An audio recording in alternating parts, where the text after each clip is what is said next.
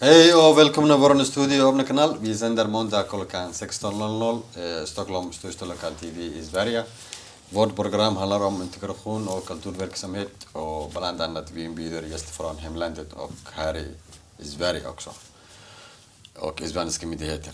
Och vi sänder också sport och idrott och vi sänder också samhällsinformation. Öppna kanal Somali Star TV. Om man missar programmet man kan titta på www.öppnakanalen.se/Stockholm. Eftersom det finns öppna kanalen i Göteborg, öppna kanalen i Malmö. Sen man kan göra slash och skriva i Stockholm. Sen man kan titta på alla öppna kanalens program.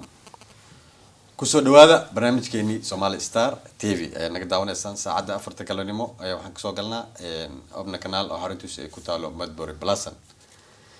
Marka hore waxaan sheegi rabaa information kadibna marti ay halkan igu maanta ila joogta oo ka socota Solna Traffic School Soomaali badan ay dhigtaan iskuulkaas laakiin marka hore waxaan rabaa information in halka ka dhiibo kadibna aan martida ku barsataa barnaamijka maanta. Okay, shirkadda la Safe Nol Ota iyo Competent Toriet waxay u yeesinayaan dhalinyaro shaqo la'aanta ah ama arbasloska ah in dadka waaweyn iyo da'dooda ay u dhaxayso 16 ilaa 65 inay siin doonaan shaqo ay siin doonaan utankraaf ama aan shuruud ku xirnayn bisha Febraayo ay bilaabanaysaa waxa kale xiriiri kartaa dadka kala ah Fawzi Sid Abdi Bahada iyo Salman Abukar. Fawzi telefoonkiisana waa idin soo qori doonaa oo barnaamijka qaybtiisa dambe ah Fawzi Sid ninkalo oo dhinaca moderaadka u qabilsan oo guddoomka halkan waa ka daawateen barnaamijyadiisa marka shaqo ay diyaar u leeyihiin bisha Febraayo qofkii arbaslos oo Soomaali ah waana la soo xiriiri kartaan barnaamijka oo maanta qaybihiisa dambe isniinta ilaa laakiin maanta barnaamijku wuxuu ku saabsan yahay Solna Traffic School idog programmed handlar om Solna Traffic School. Jag har gäst från Solna Traffic School. Han heter Sahir Isa från Solna Traffic School, chef Solna Traffic School. Välkomna Sahir. Tack så mycket. Kan du presentera våran tittare eftersom du är första gången i studion? Ja, det är en ära för mig först och främst att komma och vara med dig här, Abdelkader. Jag kommer hit med mera information som gäller både somalier och alla invandrare rättare sagt här i Stockholm.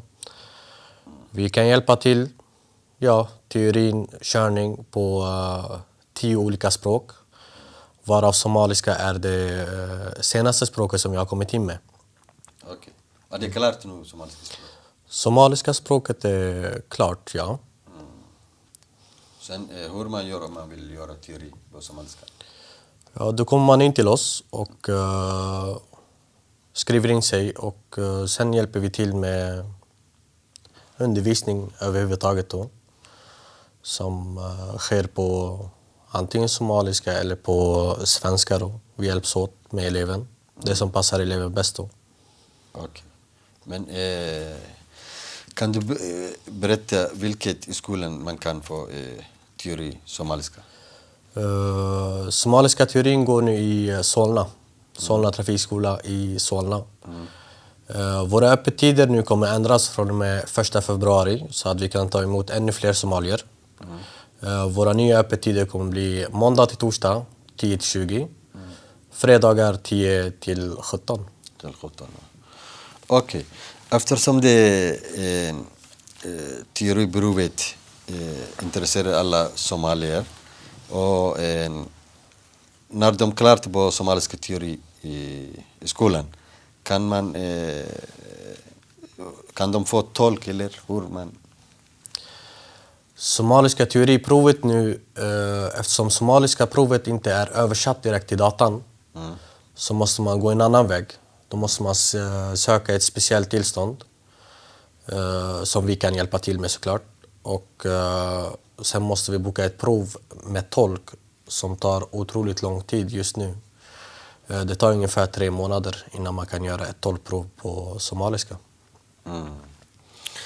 Okej, om det finns nya regler från Vägverket, vad vill du säga? Du tips där? Det finns faktiskt lite nya regler. Den första regeln som kom ut i november 2007, det handlar om uppkörningen som man gör på Vägverket. Uppkörningen nu har de kommit in med en ny regel där man måste köra miljövänligt. Gör man inte det så kuggar man helt enkelt på uppkörningen. Så att miljön är väldigt viktigt i Sverige just nu. Okej, ska man läsa först teori och sen körning, eller kan man båda och samtidigt? Man kan göra båda två samtidigt. Sen brukar vi alltid fråga eleven vilket som passar honom bäst. Han kanske jobbar alldeles för mycket och inte har tid att göra båda samtidigt. Då kan han börja exempelvis med teorin och ta körningen lite senare. Eller om vi har någon som har lite mera tid, då kan man göra båda samtidigt. Det beror på en själv då, vad som passar en bäst då. Okej. Men hur man också bokar tid hos... Hur kan ni hjälpa till tjänsten? När det gäller bokning så brukar vi fixa all sorts bokning hos oss här i receptionen då.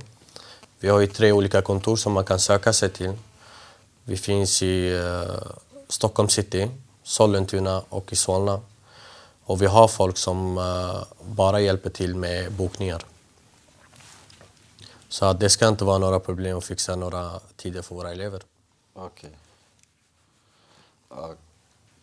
Okej, markaan waxaan isku dayaynaa hallo.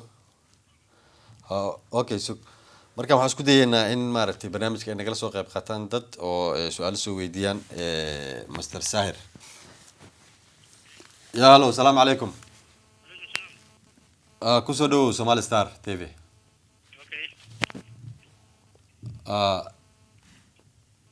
Marka waxaa ila jooga Solna Traffic Schoolan.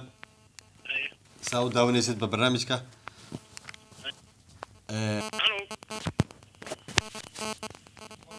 Hallo. Nej. Codka anaga waxaan wax yar. Hallo. Okay. Su-aashaada weydii marka hadda.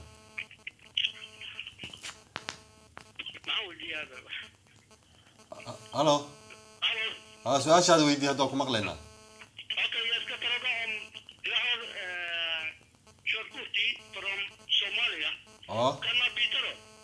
Kan man byta den om man har körkort i Somalia? Det går tyvärr inte att byta. Man måste söka ett nytt körkortstillstånd och ta om hela körkortet här. Man måste ha ett EU-körkort för att kunna byta. EU-körkort? EU-körkort går att byta men inte somaliska körkortet tyvärr. Okej. Ma jiraan dad kale su-aal qabo? Hallo? waxaan kaloo aan rabnaa inaan iska farago